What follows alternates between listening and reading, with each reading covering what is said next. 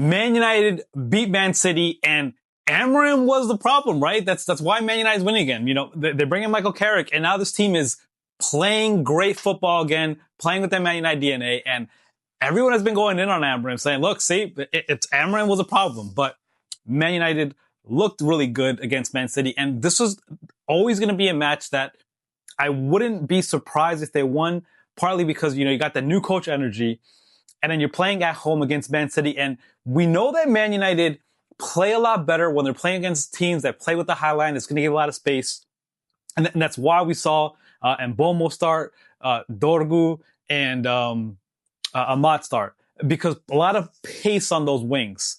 And Man City were always going to give them room to be able to just put a lot of pressure on that defense. And this is what we saw, right? We saw Man United at their best, and Bruno Fernandes playing in the 10 role. Amorim had him playing in the back, in that pivot. And then it turns out if you put Bruno Fernandes in his best position, he's going to get an assist. He's going to look good. He's one of the best, you know, midfielders in the world, right? Like he's one of the best. So we saw Man United sort of starting looking like the Man United that we've all have seen for a long time, except lately, right? But this was really look, on the other hand, though, you got a Man City team that has not quite been the Man City that we've been used to seeing. Haaland couldn't get going. Man United defended very well. I thought that Rico Lewis pretty much let Dorgu get that goal. That was on him. Just let him get beat. And Man City didn't really have any answers. They just couldn't stop this Man United team. This was a dominant performance by Man United. But was Amorim actually the problem all along? Was it the system? There's certainly been a lot of questions and a lot of bold statements being made online. And I'm just reading one of them. In the comments, someone said, Amorim fanboys told me you need 72 months on the training ground, 6 transfer windows, a storm, and a lot of suffering to put a half-decent performance in. I can't argue that Carrick has gotten results pretty quickly, right? His first day, first win at home. And then there's another one. It's Manchester United after sacking Amorim. It's got the classic Man United team. It's got Paul Scholes, Ronaldo, Rooney, Keane, Giggs, and Ferdinand. So definitely, the Man United definitely did look like the Man United team that we've all been expecting them to look like, right? Like a good team. Bruno in a 10 is genuinely one of the best players in the world. No way Amorim had this guy collecting the ball from a center back. And there's some truth to that everyone had been complaining about. Why is Bruno Fernandes playing in a pivot? We know that he's a lot better when he's close to the goal. And we saw Carrick put him back in his spot, and just look at the productivity you get from Bruno. Big difference.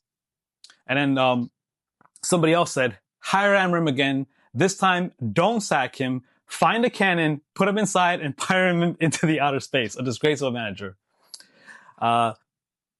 Look, I mean, it's hard to say. It's one game.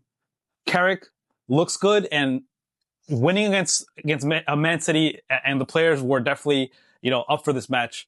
A lot of people are going to say, look, it's time to give Carrick the job. It's time to consider Michael Carrick permanently.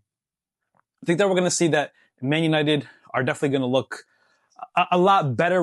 They're going to get the best out of Kobbie Mainoo, who Amorim had pretty much banished into Siberia, and Carrick puts him in, and he looked good. Like the team looked better, and all he had to do was just play Kobbie Mainoo more.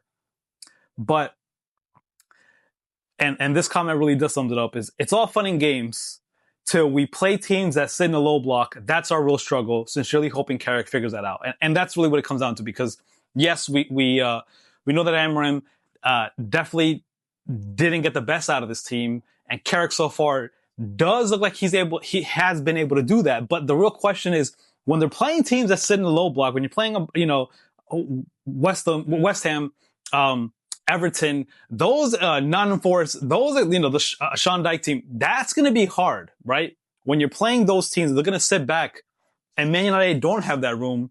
And that's exactly why, because a lot of people are criticizing, why is Benjamin Šeško and Acuna on the bench? And it's because Carrick saw that they were going to have a lot of room, so he put a lot of pace on that team. But when they play those teams that are going to sit back and they're going to invite Man United to push them forward, is Man United going to be able to break them down? Because that's really is what's left to see. So far, Carrick's first game, looks good.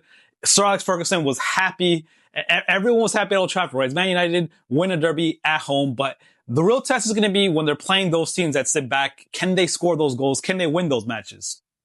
Man City, on the other hand, though, what's going on? Because Pep Guardiola, the City team, they didn't win the league last season, and then this season, is the title race already over? It's definitely not looking good, and they've been trying to spend their way out of these problems. They brought in Marguehi, Semenyo, but is that going to be enough? Because City's continues to have a lot of problems. That they have.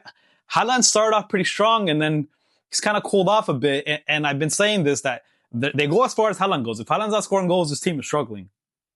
But the real question is, where does Man United go from here, right? Because they win this game, and I don't think their issues are ever going to be playing teams that are going to push numbers forward. You know, they're going to stack up well against Liverpool, against Chelsea, against Man City, against a team like Bayern. They're going to have their chances, and they're going to be in those matches. But it's about winning those tough matches. And the next match they got is going to be against Arsenal.